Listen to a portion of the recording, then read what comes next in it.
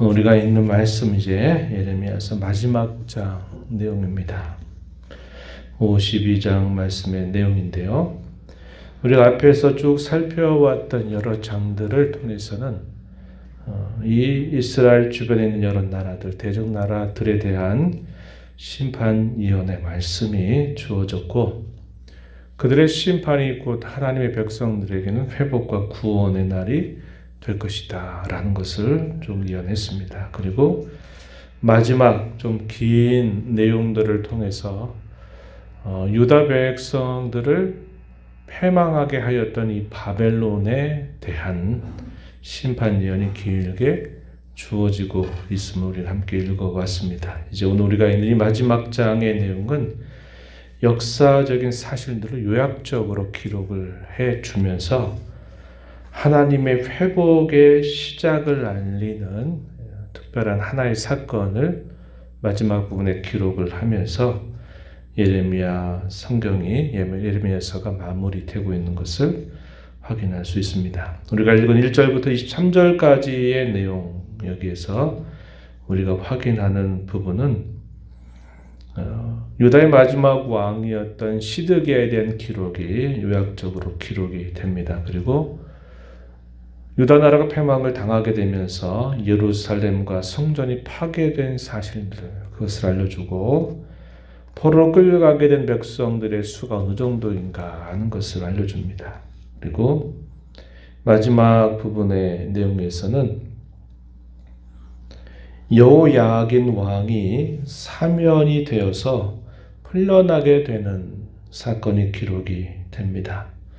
이 사건은 하나님께서 하셨던 그 약속이 이제 구체적으로 이루어지게 될 것이다 라는 것을 알려주는 하나의 신호탄과 같은 사건의 기록이 된다 하겠습니다. 먼저 앞부분의 내용을 좀 가서 보면 우리가 많이 살펴왔었던 내용들이 역사적인 사실로서 잘 요약이 되고 있는데, 유다 왕조의 마지막 왕은 시드기야 왕입니다. 이 시드기야 왕은 바벨론 왕이 직접 세웠던 왕이에요. 그것은 이 시드기야에게 어떤 약속을 요구하면서 그를 유다의 왕으로 세운 것이죠.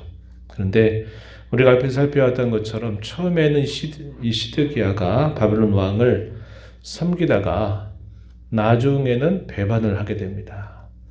애굽 나라를 의지하게 되면서 배반하게 돼서 그것이 바벨론 왕 느부갓네살의 진노를 사게 돼서 그 배반에 대한 벌로 이제 이 시드기야가 마침내 잡혀가게 되는 그런 일이 기록이 됩니다. 그래서 보이는 외적인 이유로는 이 시드기야가 바벨론 왕을 배반한 것이 원인이 되었음을 말해줍니다. 3절 끝부분 읽었던 말씀 보니까 시드기야가 바벨론 왕을 배반하였다. 처음부터 약속을 하고서 이 시드기야를 유다 왕으로 세웠습니다. 그런데 이 시드기야가 결국은 배반을 하게 된 겁니다. 그러다가 이러한 유다의 패망이 결국 이루어지게 되었다, 이렇게 말할 수 있겠고, 그러나 좀 더 깊은 이유는 무엇인가? 그것은 2절 말씀에 보니까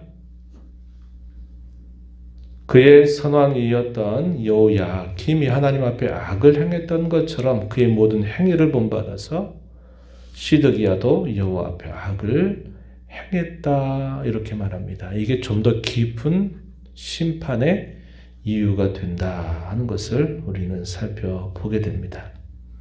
그래서 이 시드기야는 21살의 유다의 마지막 왕이 되어서 11년을 다스리다가 마침내 그의 왕위가 끝나게 되면서 유다가 패망하게 되는 일이 있게 됩니다. 그가 바벨론 왕에게 사로잡히게 된 것은 그가 제 다스리는 9년째 됐을 때 이 바벨론이 세 번째 침공을 하게 되고, 그때 포위 공격을 하면서 1년 반 정도 시간이 지나가게 되고, 이 예루살렘 성 안에 먹을 것들이 다 떨어지게 되면서 먹을 양식을 다 떨어지니까 이제 왕이 그의 호위군사들을 데리고 조용히 그 예루살렘 성으로 나가서 도망을 치다가 여리고 평지에서 결국은 사로잡히게 된 겁니다.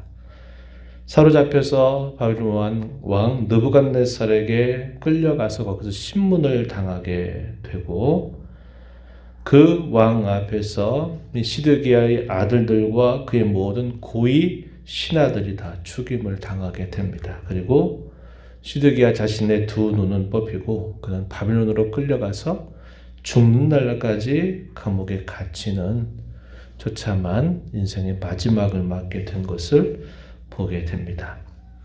그런 일이 있게 되면서 예루살렘에 어떤 일이 있었느냐? 여호와의 성전과 왕궁 그리고 이스라엘 모든 집과 고관들의 집까지 다 불사름을 당하게 되면서 완전히 패망하게 됩니다. 이것은 예레미야를 통해서 계속 경고되었던 그 말씀대로 되어진 일임을 보여줍니다. 13절 그리고 14절 가서 보면 예루살렘의 성벽이 파괴가 된 것이 기록이 되고요. 백성들은 포로가 되면서 끌려가게 됩니다. 그리고 성전의 기명들, 성전의 기구들은 다 결국 전리품으로 빼앗기게 되는 일이 따라온 겁니다. 이것이 우리가 읽은 말씀 17절에서부터 23절까지 길게 소개가 되고 있다 하는 겁니다. 당시에 거짓 선지자들이 끝까지 거짓된 예언을 했던 내용이 뭡니까? 우리에게는 성전이 있다. 이것을 계속 이야기합니다. 하나님이 우리와 함께 계시지 않냐. 그 이유는 성전이 우리 곁에 있지 않냐.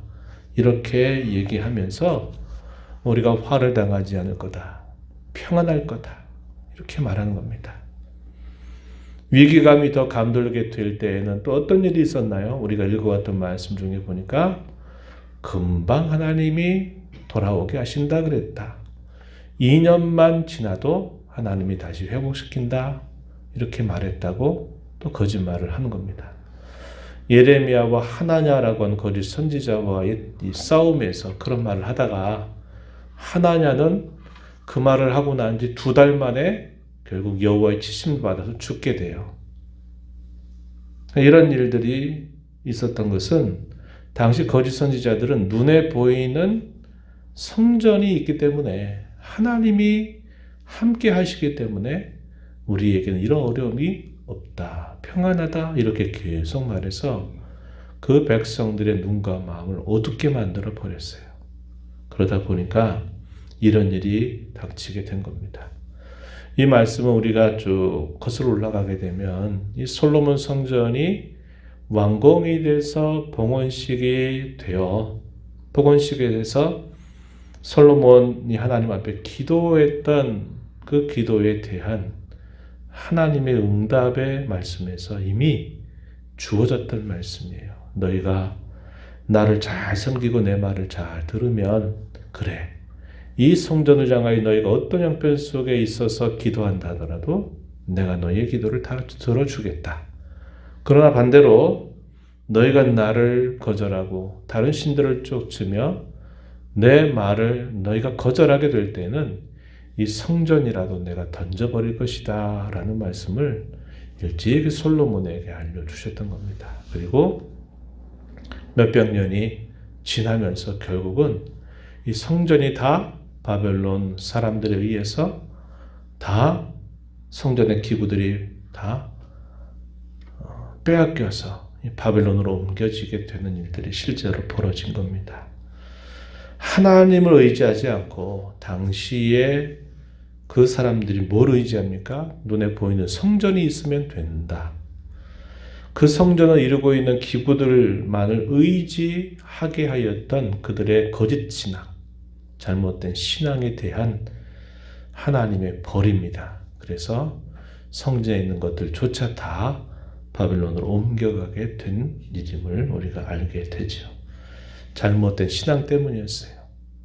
아무리 성전이 화려하고 아무리 성전이 웅장하고 아무리 성전이 가치 있는 것이라 하더라도 거기에 하나님이 함께 하시지 않는다면 그건 하나의 건물에 지나지 않는다 하는 것을 분명하게 보여주는 사건이 된 겁니다.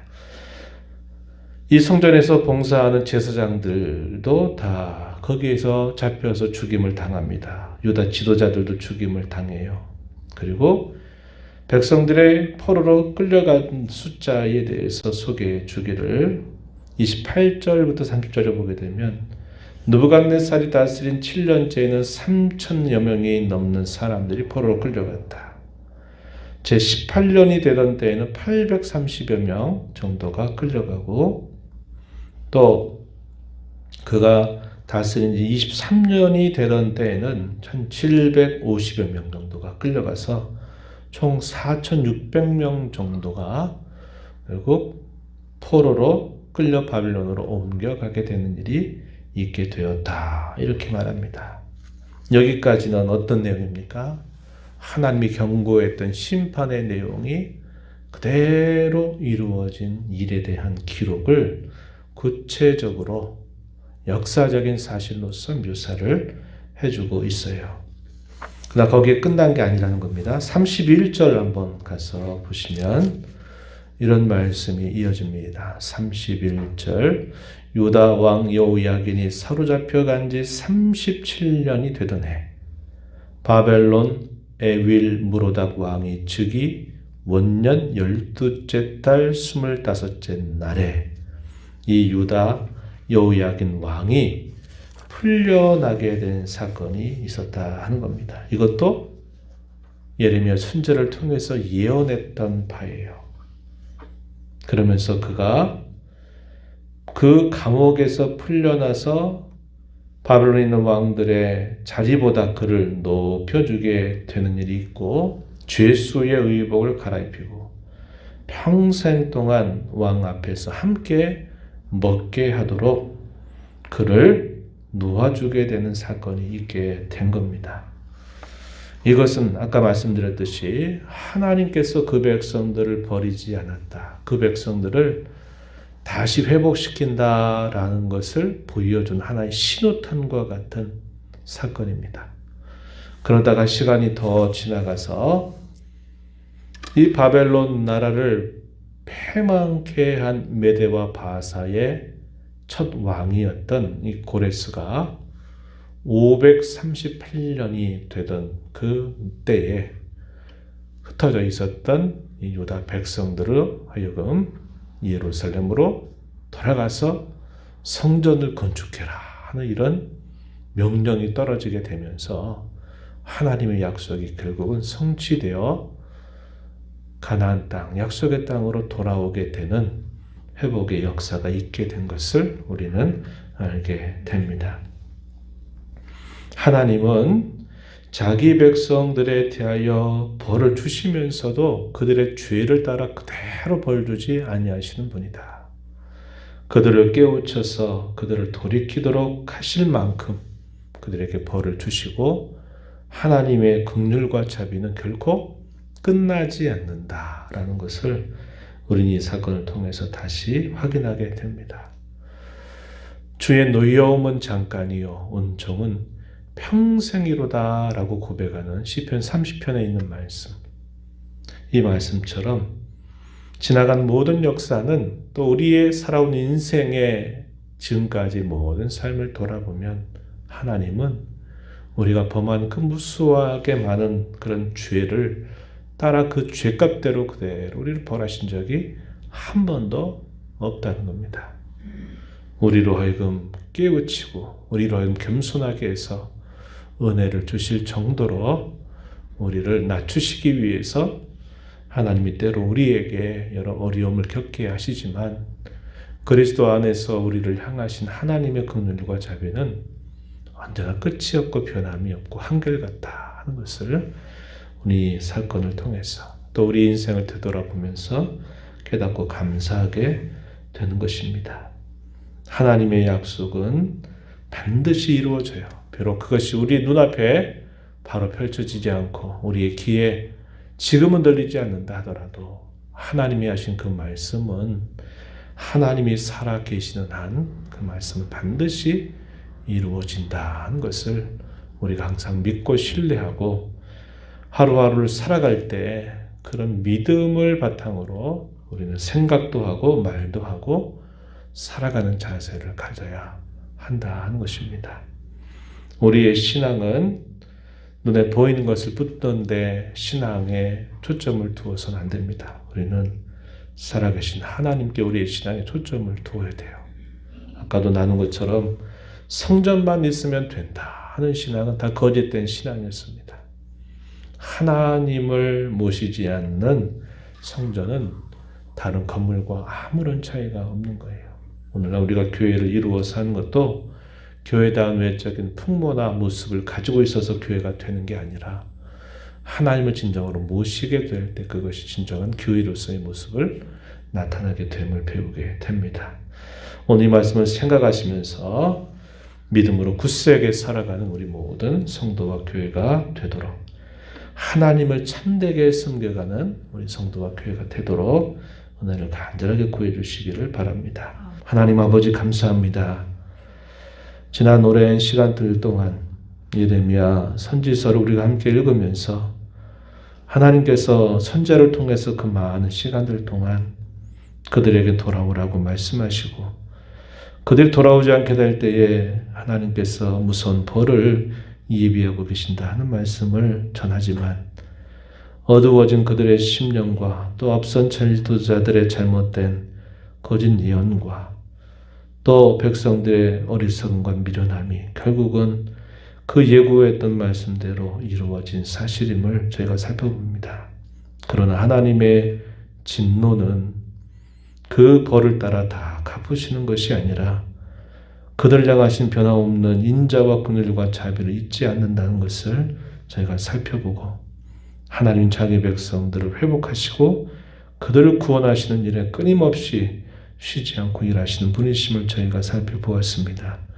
오늘을 살아가는 저희 인생들 속에서도 하나님께서 때로 우리에게 노여움을 주시는 경우가 있을지라도 주께서 저희에게 베푸시는 은총은 평생이며 한결같다고 하는 사실들을 저희는 깨닫고 감사하지 않을 수 없습니다.